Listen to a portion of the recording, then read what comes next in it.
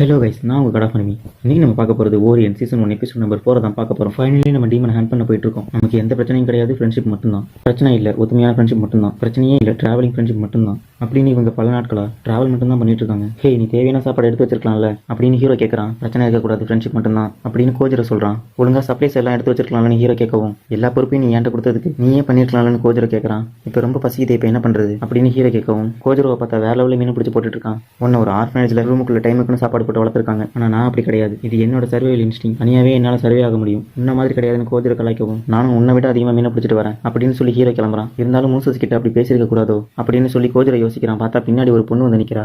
நான் கோஜரை கிட்ட அந்த மாதிரி பேசியிருக்க கூடாது, நானும் சப்ளைஸை எடுத்து வச்சிருக்கணும் அப்படின்னு ஹீரோ யோசிச்சுட்டு அவங்ககிட்ட போய் சாரி கேட்கலான்னு நம்ம ஹீரோ போறான். பார்த்தா கோஜர் அடி வாங்கி கீழே கிடக்குறான். கோஜரோ, உனக்கு என்னாச்சு, யாரு உன்னை இந்த மாதிரி பண்ணது அப்படின்னு ஹீரோ போய் கேட்டா, உன் பின்னாடி நிற்கிற பொண்ணு தான். அவங்க பேசிட்டு இருக்கும்போதே அந்த பொண்ணு வந்து அட்டாக் பண்றா. உங்ககிட்ட இருக்கிற எல்லா பொருளையும் கொடுத்துருங்க, முக்கியமா கீட்டட்ஸுவை கொடுத்துருங்க அப்படின்னு அவ சொல்றா.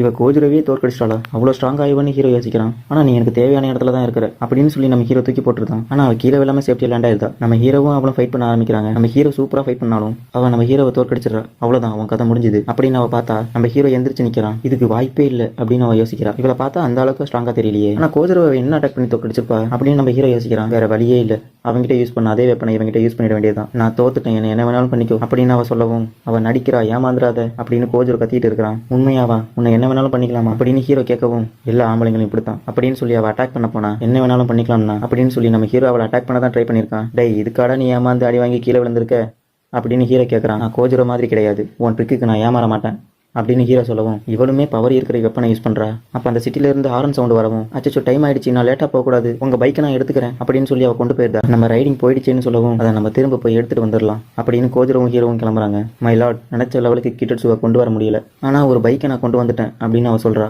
நல்ல காரியம் பண்ணியிருக்க சுக்குமி, இப்போ உங்ககிட்ட நான் பேசுறேன் அப்படின்னு அவர் சொல்லவும், நான் உங்களுக்காக என்ன வேணாலும் பண்ணுவேன் மைலாட் அப்படின்னு சுக்குமி சொல்றா. கோசமாட கிளானோட கோசமாட கேப்டன் தான் இவன், அதே கோசமாட மெம்பர் தான் இந்த பொண்ணு சுக்குமி. பூசியோட கேஸ்டலா அப்படின்னு சொல்லி ஹீரோவும் கோஜரும் இப்போ அந்த இடத்துக்கு வந்துடுறாங்க. கோசமாட கிளான் அப்படின்னு சொல்லி போட்டிருக்கு. இதுவும் டாக்கிடா கிளான் மாதிரியா அப்படின்னு ஹீரோ யோசிக்கிறான். நம்ம பைக் எங்க இருக்குன்னு சொல்லி இவங்க பாட்டுக்கு வந்து தேடிட்டு இருக்காங்க. ஓ, நீங்க ரெண்டு பேரும் இந்த இடத்துக்கு வந்துட்டீங்களா, சொல்லாம கொள்ளாம உங்க பைக் எடுத்துட்டு போனதுக்கு சாரிப்பா, வாங்க நான் உங்களை தாராளமா இந்த இடத்த சுத்தி காமிக்கிறேன் அப்படின்னு இந்த பொண்ணு அவங்களை கூட்டிட்டு போகவும், இது ட்ராப்பா இருக்குமோன்னு நம்ம ஹீரோ யோசிக்கிறான். அடேங்கப்பா, இங்க ஒரு வில்லேஜே இருக்கா அப்படின்னு ஹீரோ ஷாக் ஆகிறான்.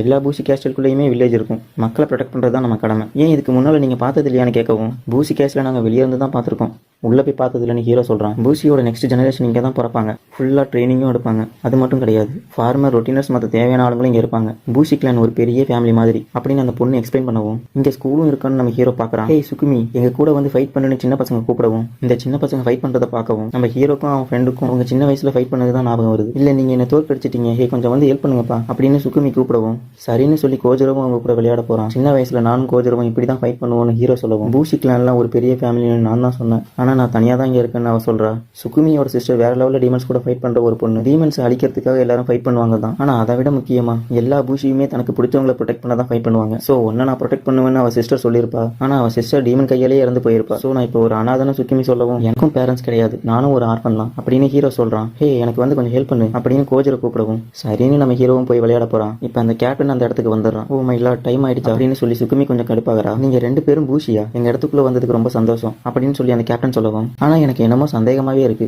எதுக்காக நமக்கு இவ்வளவு பெரிய விருந்து வைக்கணும் அப்படின்னு கோஜரோ யோசிக்கிறான். கேஸ்டல்ல இப்ப நிறைய கீட்டட்ஸு இல்லாம இருக்கு, ஸோ கீட்டட்ஸுவை நீங்க கொஞ்சம் தந்தீங்கன்னா நல்லா இருக்கும் அப்படின்னு அவன் சொல்லவும், கீட்டட்ஸுவா, ஆமா அது என்னது அப்படின்னு ஹீரோ கேட்கறான். உங்க பைக்ல நிறைய கீட்டட்ஸ் இருக்கு அப்படின்னா நீங்க கண்டிப்பா நிறைய டிமென்ஸை கொண்டு இருப்பீங்க, ஸோ என்னோட கிளான்ல நீங்க ஜாயின் பண்ணி ஃபைட் பண்ணுங்களேன் அப்படின்னு சொல்லவும், ஏங்க உண்மையிலேயே கீட்டட்ஸ்னா என்னன்னு தெரியாதுங்க அப்படின்னு ஹீரோ சொல்லவும், அப்படின்னா நீங்க எனக்கு பிரயோஜனம் இல்லை, அவங்கள ஜெயிலில் போடுங்க அப்படின்னு அந்த கேப்டன் சொல்லவும், சரி மயிலாடுன்னு சொல்லி சுக்குமியும் டக்குன்னு அவங்க ரெண்டு பேரையும் கட்டி போட்டுருதா.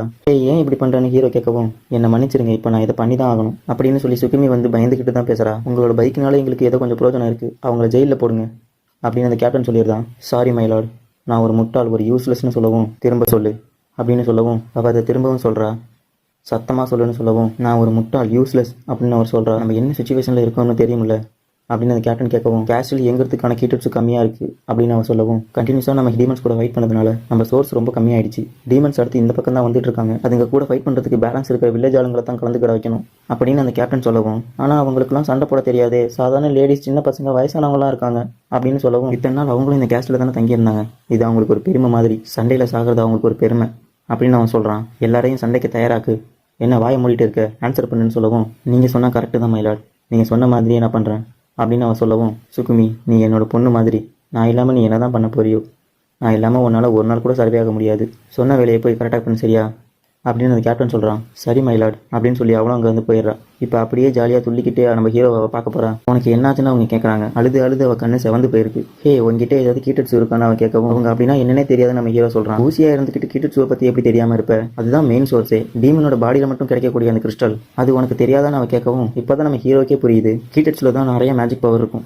ஒரு பெரிய டீமன் குரூப்பே இந்த கேஸ்டை நோக்கி வந்துட்டு இருக்கு. அதை தடுக்கிறதுக்கு கீட்டட்ஸ் நிறைய தேவை. இப்படியே போனால் எல்லாரும் அப்படின்னு அவன் கண் கலங்கவும், உன் மனசுக்குள்ளே ஏதாவது சொல்ல வேண்டியது இருந்தால் சொல்லு, அதை ஏன் சொல்லாமல் வச்சிருக்கேன், உன் கையை பார்த்தாலே தெரியுதுன்னு ஹீரோ சொல்லவும், மனசில் இருக்கிறத பேசணுமா அப்படின்னு அவன் கேட்கவும், மனசுக்குள்ளேயே பூட்டி வச்சிருக்கிறதுக்கு பதிலாக அதை வாயத்தோர்னு சொல்லணும்னு நம்ம ஹீரோ சொல்லவும், அவங்களை நம்ம மார்க்கு அனுப்பக்கூடாது, அவங்க இந்த இடத்துல இருந்து சேஃபாக கொண்டு போகணும், ப்ளீஸ் இப்படி பண்ணாதீங்க மைலாட் அப்படின்னு கத்தணும்னு நினைக்கிறான்.